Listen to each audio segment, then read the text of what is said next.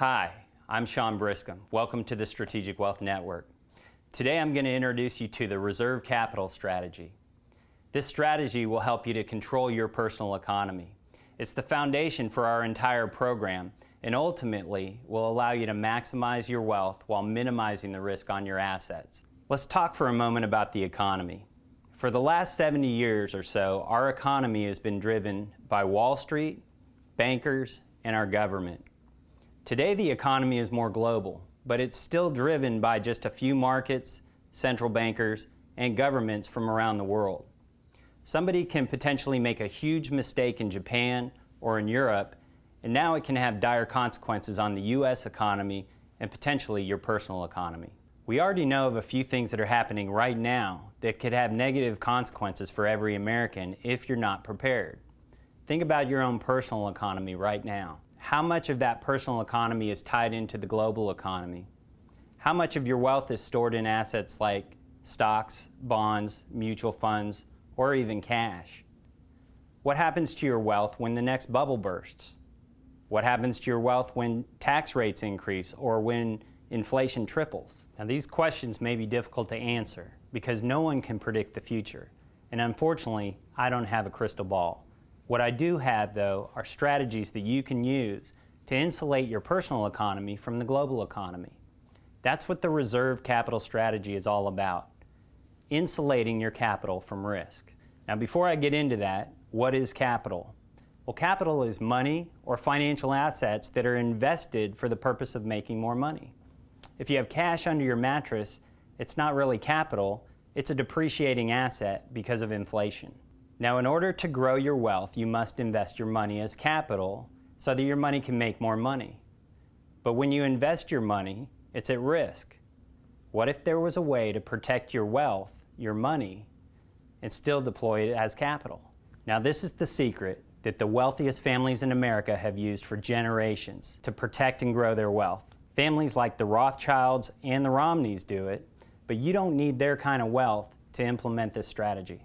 Now, the first step is to maximize your capital by minimizing or eliminating wealth transfers. Everyone watching this video transfers their wealth every day. Some of those transfers we know about, others we have no idea are happening. The biggest wealth transfer that most of us see is through paying taxes. Now, for many of you, this means that 30% of your income is being transferred to the government and out of your personal economy. The second way the wealth is transferred is through debt service. According to the National Association of Mortgage Brokers, the average American allocates 40% of their earnings to debt service. That's home loan debt, car loan debt, credit cards, student loans, etc. Now, the third way that we transfer wealth out of our personal economy is through our lifestyle. These are living expenses like vacations, transportation, Starbucks, whatever we want to spend our money on to support our current lifestyle. What is this number for you? For a lot of people, it's around 20% of their income. Now, as a result, that leaves only about 10% of your earnings left for savings that you can deploy as capital and invest. These transfers of wealth are lost capital potential, and once they're gone forever. This is because all of the money that you will ever earn in your entire life is finite. Now, what if I could write you a check for your entire lifetime income potential? What would you do with the money? Would you spend it? Of course you wouldn't. You would save it and then deploy it as capital into investments. Well, what kind of money are we talking about? Let's take a look. We have a 42-year-old male who wants to retire at age 65, and he makes about $150,000 a year. Now, most employers will increase your salary by about 3% each year just to stay ahead of inflation. And this guy has about $100,000 in savings, maybe in a 401k, an IRA, a mutual fund, or some other investment account. And that 100 grand is growing at 6%. You can see that at age 65, their entire income potential is over $4.8 million, and their entire wealth potential is over $10 million. Now, Now, unfortunately, I can't write that check right now. So you're going to have to find ways to minimize the transfer of wealth out of your personal economy. And in later videos, we'll actually show you tactics on how to minimize those transfers. One of the advantages of the reserve capital strategy is that you can deploy your earnings as capital and still have control over your money to be used for expenses or other investments. This strategy essentially takes $1 and turns it into $2. How is this possible? Well, there are 3 different ways that you can run your own personal economy. The modern way that people handle large expenses is by borrowing. These are typically debtors. They work to spend. They don't have capital working for them because they can't save.